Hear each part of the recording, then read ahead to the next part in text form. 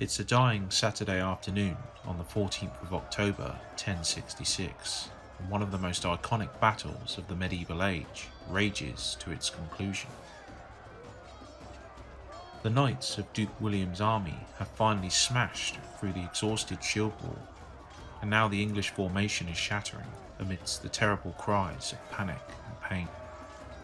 Yet near the eye of this storm of swords and spears, a single large figure stands defiant and unmistakable.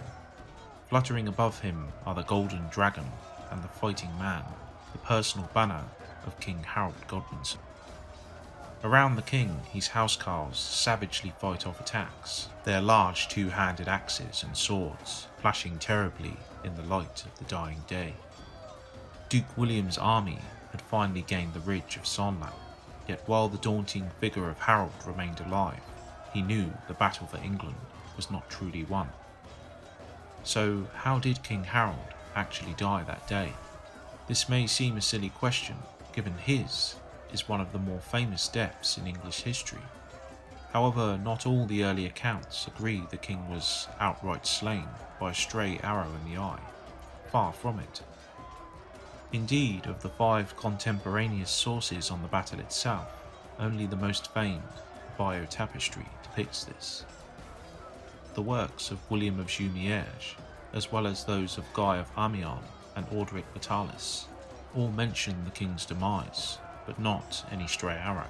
Curiously, William of Poitiers, though detailed in other respects to Hastings, omits Harold's fall from his account. William of Jumièges does write that the king fell pierced with lethal wounds, and another source, none other than the Chronicle of Battle Abbey itself, records that Harold was laid low by a chance blow.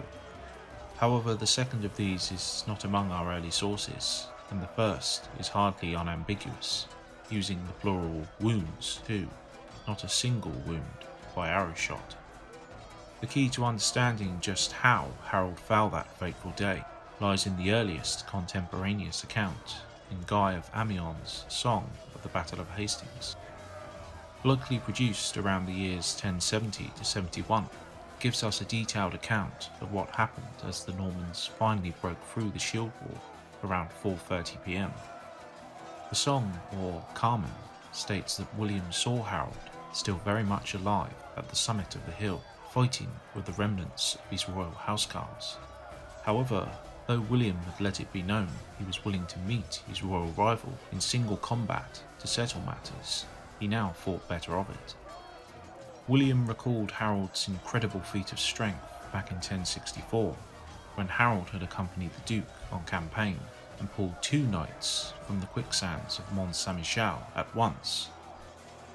Such a fight to the death with a desperate and formidable opponent would be no easy task. In his place, William called to him Eustace of Boulogne and tasked him with slaying the king directly with whatever knights he could. Eustace grimly obliged, assembling Hugh of Ponthieu, Walter Giffard and Hugh de Montfort. At the same time, another picked squad of 20 knights were attempting to wrest control of the king's banner from his housecarls, and it was during this general carnage that William's hit squad struck. Eustace ran the king through the chest with his lance, staining the ground with Harold's blood, while one of the others beheaded him, then a third disemboweled the fallen king. Finally, the 4th man cut off his leg, though this description may be a veiled one of castration. With their lord finally slain, King Harold's housecarls fought on to the very end, no pleas for quarter heard, as they fell beside their king to a man. So this was how King Harold actually died, according to perhaps the earliest source of the battle. Thanks for listening. I hope you've enjoyed this inaugural Battle Bites episode, and I shall see you next time.